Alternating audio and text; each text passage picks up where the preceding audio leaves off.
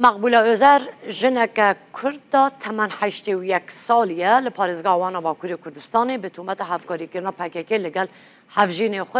کتبو زیندانه و پشت جبر خرابی روش تندرستی و سزای وی هات پاش خستن و لایلول 2022 هات بردان روزا پنجشنبه سی مجدار جارا گدن ته گرتن و دوشنبه دهاتی جاردن دکنه زیندانه بریارا گرتن آوی و زندانی کردن آوی جنا کردا به تمن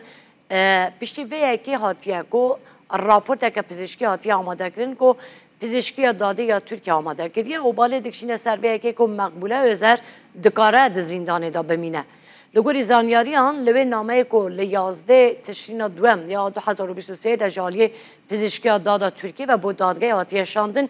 دیده تی گوتن که لگوری در انجام پیشکنین یه نها مقبول ازر دکاره د زندانه ده بمینه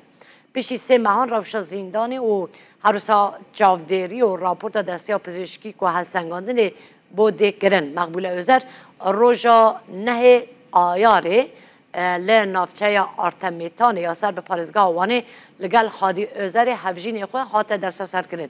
دادگاه وانه به تومت هفکاری کردن پککی سزای 2 سال و مهک زندان با مقبول ازر بریه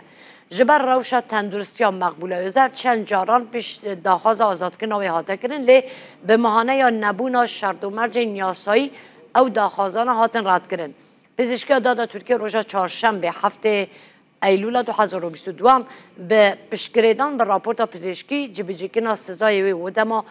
ساله که باش خست و پشتی 4 ماهان ماین د زندان دا باوی که دمکی حتی بردان لنها دیسا دخوازن و جنا 81 سالی بخنه زندانی